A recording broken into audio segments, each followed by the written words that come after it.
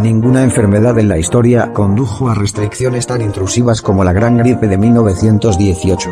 Estas incluyeron el cierre de escuelas, iglesias, fuentes públicas, teatros, cines, grandes almacenes y bares y demás comercios, así como regulaciones sobre cuánto espacio se debe asignar a las personas en lugares públicos cerrados. Hubo multas contra toser, estornudar, escupir, besarse e incluso hablar al aire libre. Se contrató a policías especiales contra la gripe. Pero, según narran las crónicas de la época, por lo general, en un principio el público lo aceptó todo con pocas objeciones.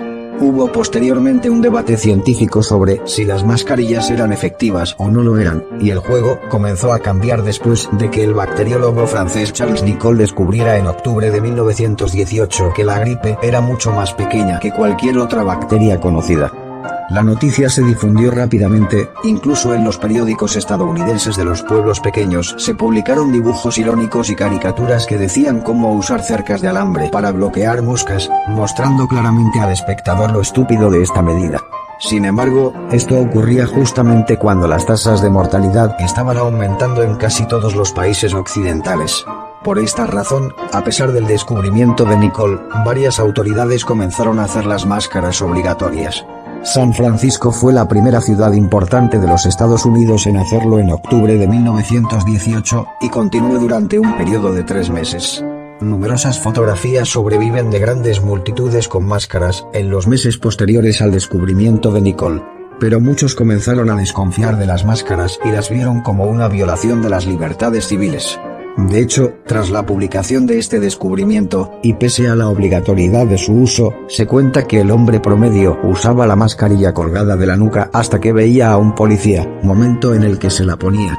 Y la mayoría de las personas practicaron incluso agujeros en sus máscaras para meter los cigarrillos y poder continuar fumando.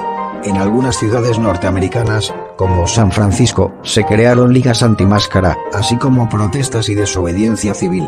La gente se negaba a usar máscaras en público o se jactaba de usarlas incorrectamente. Algunos fueron a prisión por no usarlas o negarse a pagar las multas que se les imponían.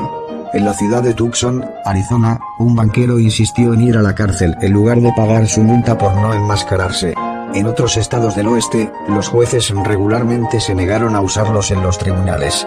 En Nueva Gales del Sur, los informes de violaciones inundaron los periódicos inmediatamente después de que las máscaras fueran obligatorias. Ni siquiera los portadores de camillas que llevaban víctimas de gripe siguieron las reglas. La prensa libre de aquellos días constantemente daba noticias que mostraban la inutilidad de las máscaras faciales para luchar contra la pandemia.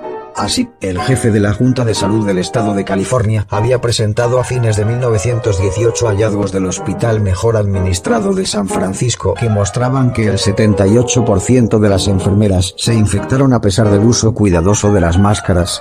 Los médicos y las autoridades de salud también presentaron estadísticas que comparaban las tasas de mortalidad de San Francisco con las cercanas San Mateo, Los Ángeles y Chicago, ninguna de las cuales hacía que las máscaras fueran obligatorias. Sus tasas de mortalidad fueron no peor o menos. Hoy día se sabe, y así lo publicaron algunos diarios posteriores a esas fechas, que fue precisamente el uso obligado y continuado de máscaras faciales lo que produjo un mayor número de víctimas, debido a neumonías producidas por la ingesta forzada de aire viciado a consecuencia del uso prolongado de las mascarillas.